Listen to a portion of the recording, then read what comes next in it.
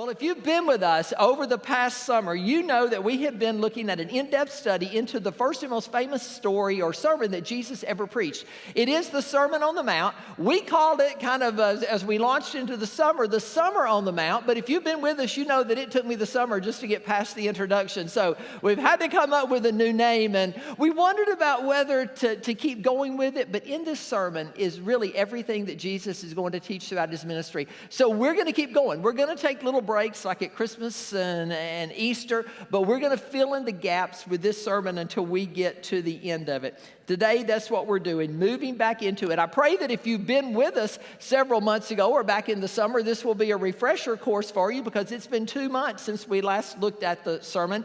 If you are new with us, I pray that it will help you launch into the series feeling like you are up to date. The Sermon on the Mount is found in its entirety in the book of Matthew, but there are parts of the Sermon on the Mount that are found in Mark, Luke, and John. All of the gospel writers write about the Sermon on the Mount. And the reason they all include this in the sermon in their writings is because the sermon is foundational for everything that Jesus will teach and everything that Jesus will do in his ministry. I've decided to call the series because when we're going through it in the winter, it doesn't make sense to call it Summer on the Mount. We're going to call it Upside Down Kingdom. I came to that idea just the past couple of weeks in thinking about it. It's because Matthew, when he even introduces this sermon in Matthew chapter 4, Matthew tells us a little bit about what Jesus is doing. And he says these words, that Jesus was traveling around all the cities of Galilee, teaching and preaching in their synagogues, healing every type of disease and illness among the people. And he ends it this way, saying, proclaiming the good news of the kingdom of God. Evidently, Jesus thought that there was a kingdom and there was a reign in which God operated that was good news for the people, and they needed to hear it. But it was an upside-down kingdom. Rumors were rampant that this Jesus might be the long-awaited Messiah. So the streets are full of people who are pushing in and elbowing, inching their way closer to want to see this miracle-working, kingdom-preaching guy. And to the common man, to the common woman, there was something different about the way he taught. They knew kings and they knew kingdoms, but there was something different about this guy. And there was something different about the kingdom he preached.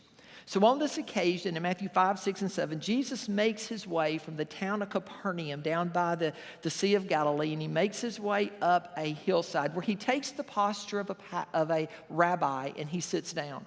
Those people who have been following him make their way up the mountainside as well. No doubt there are those people who have come to him wanting to be healed, and even behind those people, no doubt, are the religious leaders who are trying to check out why this guy has such huge crowds. But again, it was an upside-down kingdom. It was a kingdom in which the first would be last, and that intrigued them. It was a kingdom in which he would teach that the greatest of all would be the servant of all. And that gave them pause to consider. It was a kingdom where the king would ultimately give his life for the citizens of the kingdom. And Jesus' entire sermon, if you read Matthew 5, 6, and 7, is all about what life looks like in this new kingdom. What people who put themselves and live under the rule and reign of God, how they look, how they act. If you remember, we started off with the Beatitudes, which were really just descriptions of what these kingdom people look like. He said these kingdom people, these citizens who have put themselves under the rule of God, he said they are poor in spirit. Spiritually speaking, they know they're bankrupt. They have nothing really to offer, so they come to God with open hands, knowing that he's going to fill them up. In a world where people laugh at sin, well, the citizens of this kingdom would weep and mourn over what sin had done to the world. And to a world that was all about control, these citizens of the kingdom of heaven, well, they would be the people who had surrendered control of their lives to their king. To a world that hungered and thirsted for power and fame and money, well, the citizens of this new kingdom, well, they would hunger and thirst as well. But it would be for righteousness, to live right in a dark world. And to a world under the auspices of Rome where mercy was unheard of, this new kingdom would be made up of people who were merciful. To a world that had agendas around every corner and motives behind everything they did, this kingdom would be full of people whose hearts were pure. And to a world of war and might makes right, this kingdom would be composed of peacemakers. And for the sake of this king, and for the sake of his kingdom, the citizens of this new kingdom would endure insults, false accusations, and even persecutions. To a world that was rotting, well, they would be a preservative. They would be called the salt of the earth. To a world that lies in darkness, well, they would be called the light of the world. A city that had deliberately been placed on a hill so that people looking could see there was something different about this king, and there was something different about this kingdom. And all of this teaching gave everyone pause to stop and wonder, especially the religious guys. Well, how can this be? I mean, if this Jesus were the long-awaited Messiah that everyone is hoping he is going to be, then he would know that Messiah doesn't surrender, Messiah conquers. Messiah doesn't make peace with Rome. Messiah comes and destroys Rome and brings Israel back to its glory days. And if all of this teaching of a new and different kingdom made the religious elite of Jesus' day, well, it made them question Jesus himself.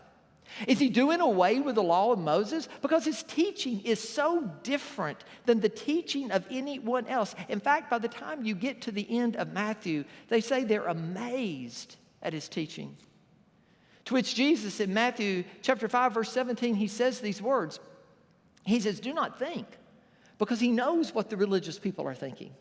They're thinking that he's somehow doing away with what Moses said, doing away with what the law and the prophets said. He says, do not think that I have come to abolish the law. I mean, just because you hear something new, do not think that I've come to do away with something old. Do not think that I've come to abolish the law or the prophets. I have not come to do away with them. I have come to fulfill them. One of the translations says, I have come to become the fulfillment of them, which must have made them angry, because to their way of thinking, they would be saying, you, the fulfillment of everything Moses talked about? How could that be? Are you telling us that everything Daniel wrote, that what Isaiah said, that what Ezekiel said, they were all talking about you? How can that be? You are an uneducated rabbi. You are a nobody man from a nobody land. So how could you school us on the ways of Moses? Well, that was their way of thinking, which all led to a verse that we looked at when we last left this Kingdom Message series. For those of you who were here, you probably remember what it is because we talked about it for 2 weeks. It really is an introduction to the rest of Matthew chapter 5. It's Matthew chapter 5, verse 20. Jesus says, for I tell you, I stop and say, you who? Who's the you he's talking about? The you he's talking about right now are the followers. And although the Pharisees and the teachers of the law and the scribes are out there in the audience as well, this first you is the people who have decided to make Jesus their king. He says, for I tell you that unless your righteousness surpasses or exceeds that of thee, now stand in front of it a little bit. Because if he had said, unless your righteousness exceeds the righteousness of Joe down the street, they would have thought, well, that may be attainable. The common person who was looking to follow Jesus, if they had said, well, your righteousness must exceed the tax collectors, they might have thought, we can do that. They're pretty low on the totem pole. But that's not what Jesus said. Can you imagine the shock not only of the common people, but of the scribes and Pharisees, the holy people, when he said, unless your righteousness surpasses that of the Pharisees and the teachers of the law, well, you can in no way enter the kingdom of heaven. And those words would have been confusing to everyone present on the mountainside that day, because the Pharisees and the teachers of the law would have been saying, who are you, unschooled, nobody rabbi, to tell us we're not righteous enough? I mean, we are the righteous people. We make our living being righteous. That's what we do. And the common man or woman or student would have been saying, hey, well, if I have to be as righteous as these people, I mean, who could do that? Do you see how they act? Do you see what they do? Do you see how holy they are? Well, I could never be that righteous. I could never be that holy. I could never be that good. And this one statement of Jesus, that unless your righteousness exceeds or goes beyond the righteousness of the scribes and Pharisees, is really a commentary on the rest of Matthew chapter 5. Because when he says these words, Jesus is talking not about more righteousness as in quantity of laws or more things to obey or more things to do, but deeper righteousness. The laws you have, do you stay on the surface, or do you really seek to know the intent of those laws? Jesus isn't talking, he says, not outside righteousness when he says your righteousness must exceed, because they've got all the righteousness they need on the outside. In fact, in one passage, Jesus looks at them and he says, you look so good on the outside. He said, you're just like a tomb that you fix up and you make it look pretty, but on the inside, guess what? It's still full of a dead person. There's nothing there. You wash, you keep all the ceremonial laws, all these things you do. I'm not talking about what you look like on the outside. Jesus said the righteousness that my followers will have to have is a righteousness on the inside. A righteousness that goes past the righteousness of the scribes and the Pharisees. And as we've seen, when the scribes and the Pharisees would attempt to restrict the definition of the law of Moses, Jesus will widen it back out. And when they attempt to widen out the law of Moses, as in you can divorce for any reason or you can seek retribution for any reason, Jesus will narrow it back down. And then verse 21, many believe to be the body of this message of this entire sermon is where it begins. Jesus gives us 6 practical illustrations of this one verse, that your righteousness as a follower of God, as a follower of this new king from a new kingdom, must exceed the righteousness of the scribes and Pharisees. 6 illustrations, and he begins each one of them with these words. You have heard that it was said, but then he says, but I say to you, which further would have angered and gotten under the skin of the religious leaders, because when he taught with an authority they had never witnessed before. Again, at the end of the sermon in Matthew chapter 7, when Jesus finished, when he finally stood up and said, this message is over, the people didn't say anything except, wow, they were amazed. It said because he taught them not as their scribes and Pharisees and teachers of the law. You see, the scribes and Pharisees and the teachers of law used what I call borrowed authority. They would borrow authority from Moses. Moses said this, or Abraham said this, or one of the Old Testament writers said this. Jesus used an authority all his own. And while he would never contradict what Moses or Abraham said, he would say this word, but I say to you. And they knew in that moment that he was claiming to speak as the author of the very law itself, which indeed we know he was. And it made them mad. And so when we look at these 6 illustrations of this one verse, what it means to have a righteousness that goes beyond that of the righteousness of the scribes and Pharisees, and when Jesus contrasts these things and he says, you have heard, but I say, I want you to remember, he is not saying that it is a contrast between what the law of Moses said and what Jesus said. That's not the contrast. The contrast is between what they said the law of Moses said and what Jesus actually said himself. So if you remember going back in time, illustration number 1 was what? Big hint right there on the screen.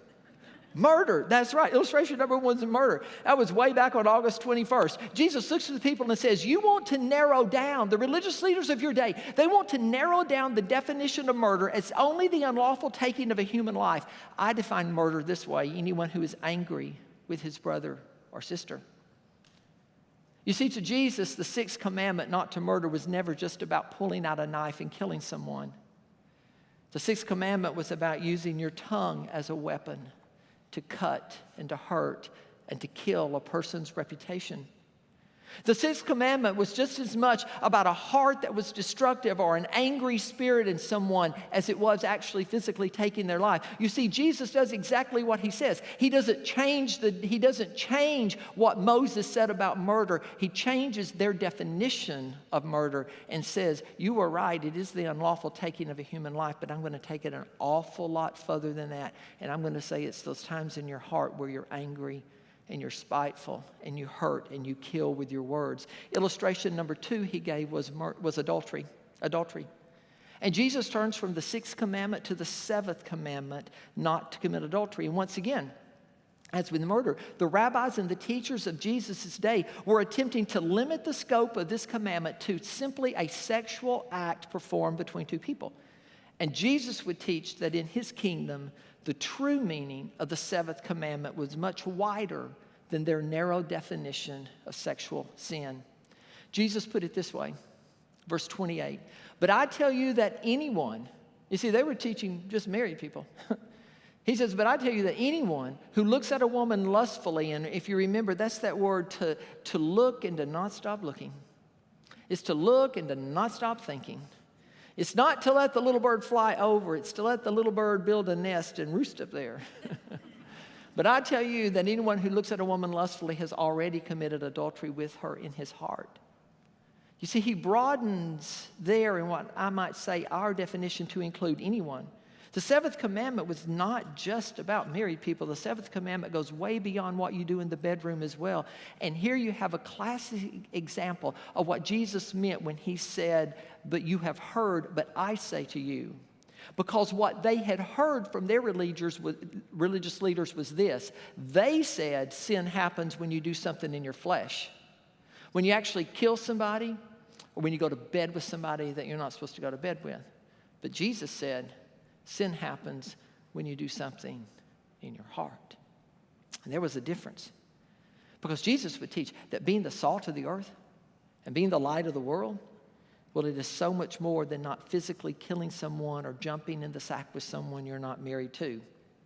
And if murder and adultery were not two big enough subjects to cause a little bit of disturbance in the sermon that day, Jesus just jumps off the deep end to a subject that was just as pressing in their day as it is in ours, which leads us to illustration number 3 that Jesus uses, and it's this: divorce. Sensitive issue, and I know because I've walked with some of you through the pain of a divorce.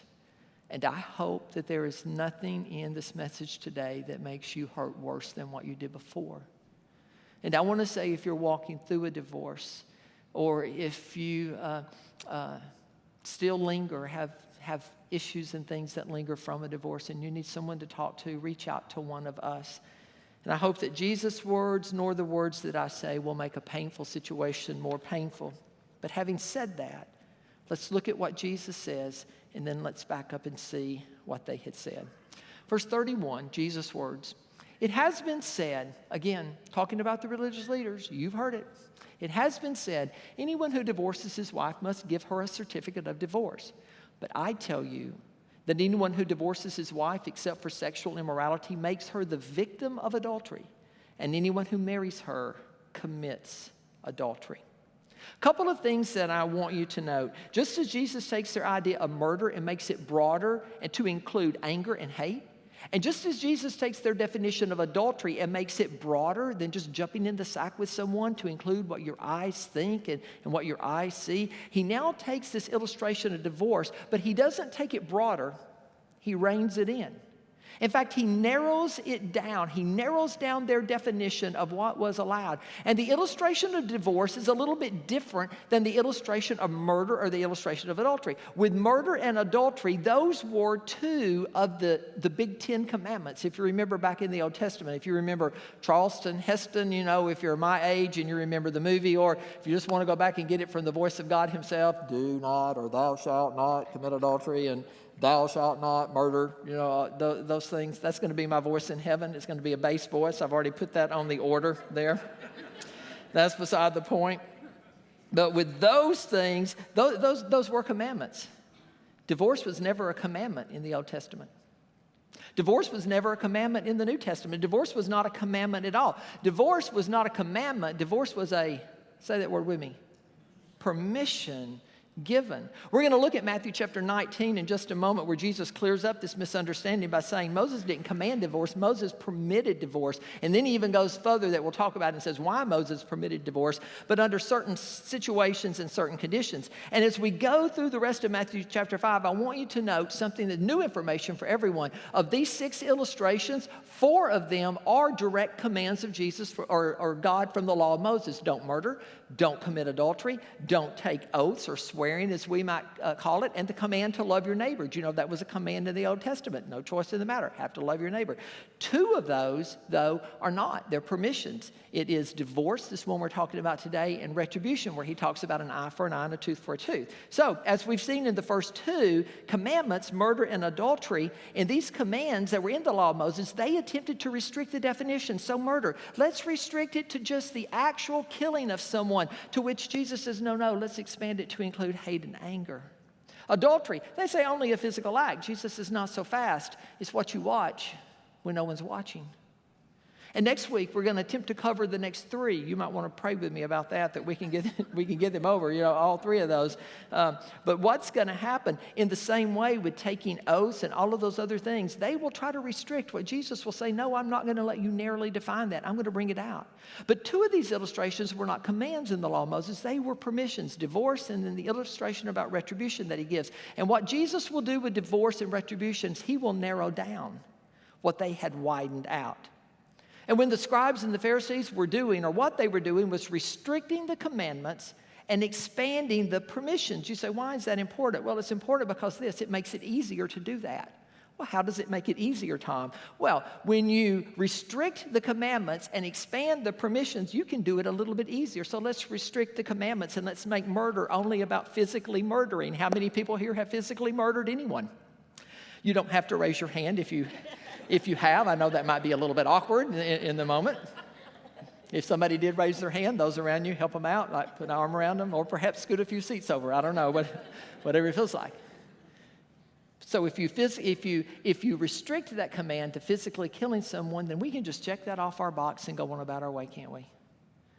But what if that commandment all along was about the murder that you commit in your heart every time you use your words to hurt someone else?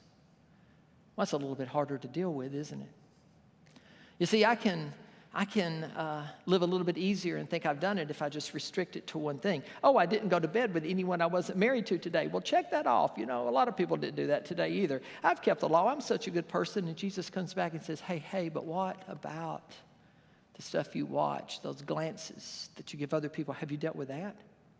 And with the permissions, well, what they did is make those easier. Instead of one permission or the exception to the rule, well, they come up with a lot.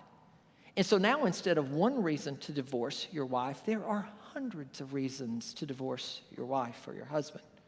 They made the law's commands a little less commanding.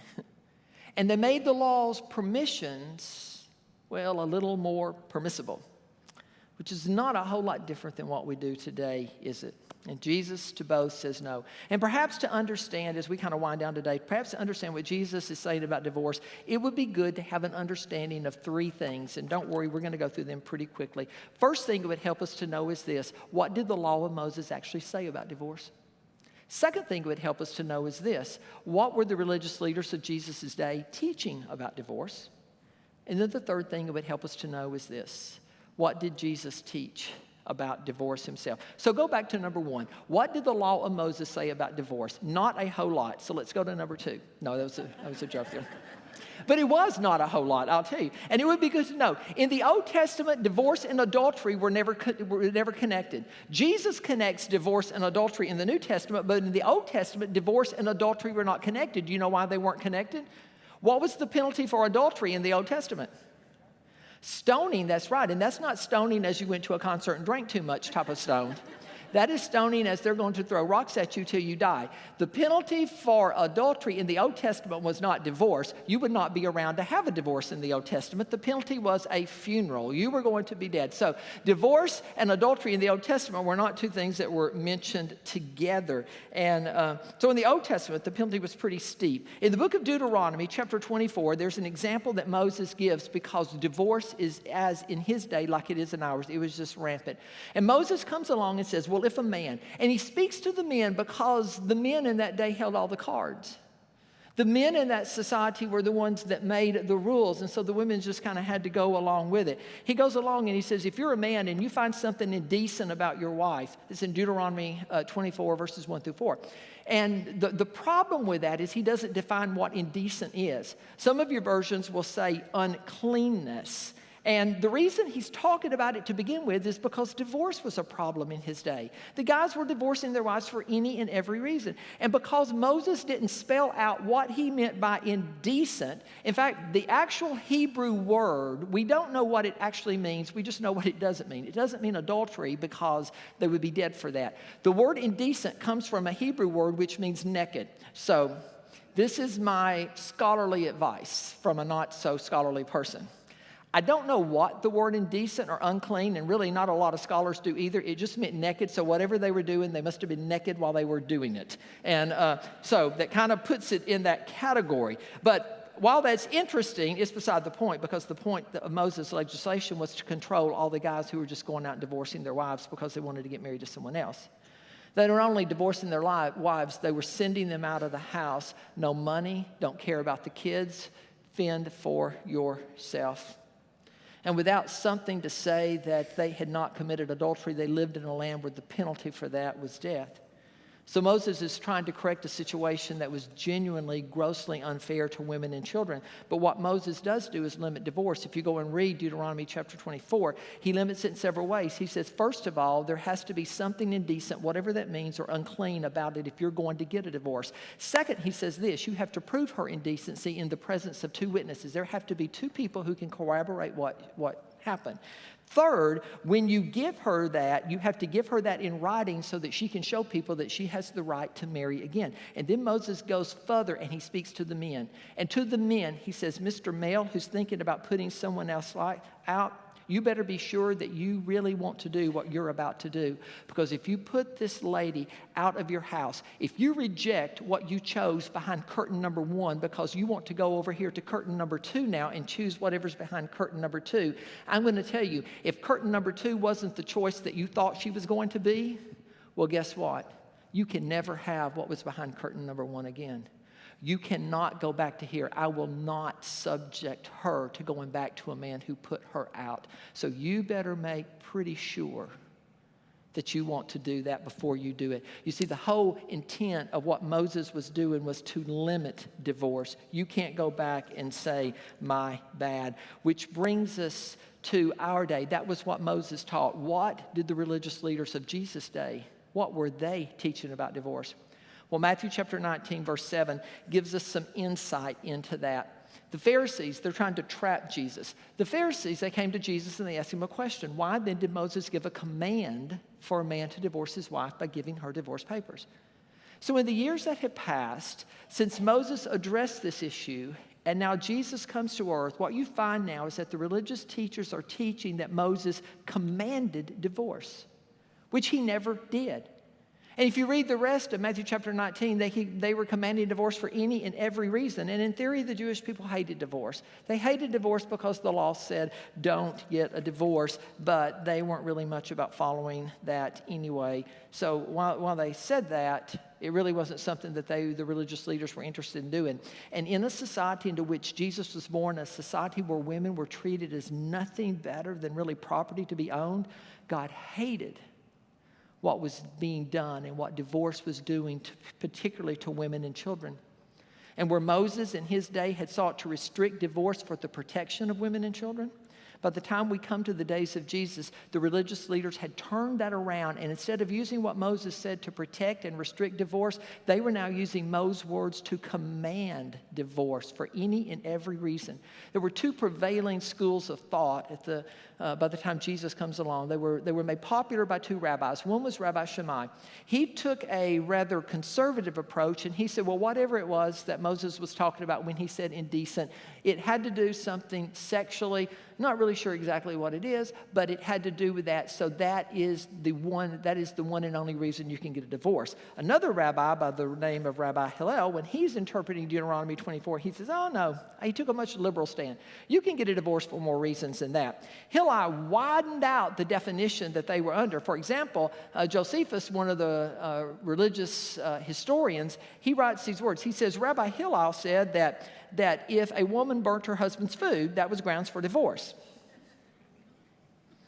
If the man lost interest in the woman because of her plain looks, grounds for divorce. Should have wore makeup that day. I told you to put the lipstick on. And here's one some of you guys may like or not like. If she is a brawling woman, you can divorce her. If she speaks ill of her husband's parents, unclean, unclean, unclean, put her out of the camp. Hit the road, Jack or Jill, don't you look back. Or get this, if God causes the man to become attracted to some other more beautiful woman, then God has caused something unseemly in his first wife. And guess what you can do? You can divorce her.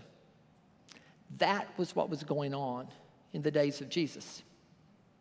So let me ask you, in a society where women were treated as property to be owned, whose view do you think most of the men were following in the days of Jesus?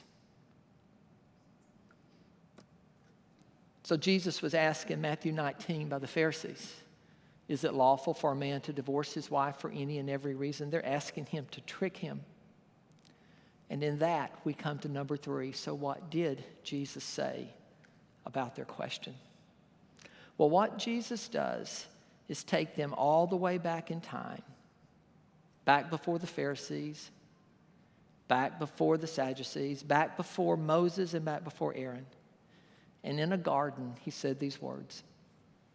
Haven't you read, Jesus replied, that at the beginning, the Creator made them male and female? And he said, for this reason, a man will leave his father and his mother and be united to his wife, and the two of them will become one flesh. Then he continues in verse 6. So they are no longer two, but one.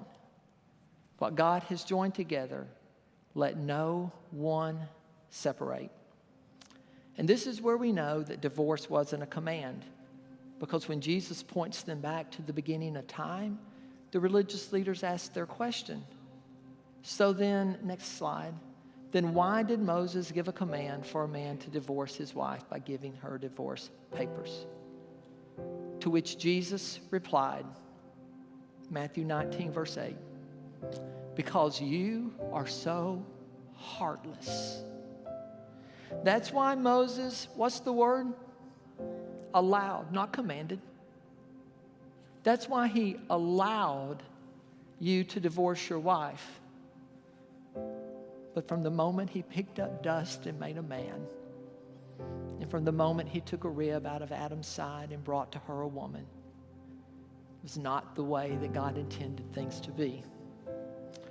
Which brings me to a very poignant point. Do you realize that in this broken world of which we are a part, God, in his grace and mercy, will often allow what he never intended? That is not a reason for us to go out and live any way we want to, but it is an incredible reason to give thanks to your Heavenly Father for a graceful and merciful Father. And in a moment that pointed them back to the days of creation, God restricted what they had attempted to widen out. Jesus really says, you say, let's talk about divorce. But I say, Jesus said, let's talk about God's design for your marriage. You say, well, Moses said a divorce is okay. I say to you, check your heart. It's far from what God intended. You say, we can divorce for any and every reason. But I say, what God has joined together, let no one pull apart. Because being the salt of this earth and being the light of this world is a whole lot deeper than just not physically murdering someone or sleeping with someone you aren't married to or finding loopholes to tear apart a family that God has brought together. And that's where we'll pick up next week in this crazy upside down kingdom that Jesus invited us to be a part of. Father, I thank you for not only convicting me, but challenging me. I pray, Father, that in our lives and in our homes and our marriages, we would seek your will first. I thank you that in a time that we want to make all kinds of excuses, that you point us back to what you intended our homes to be like. But I pray, Father, and I am so thankful for your grace and for your mercy when things don't work out the way we intended. Thank you, Father, that you are a merciful Heavenly Father. I pray, Father, that as we go through the rest of this series, it convicts and it challenges. We came to hear from you. So I pray, Father, that you will continue to speak. And the entire church at NorthField said,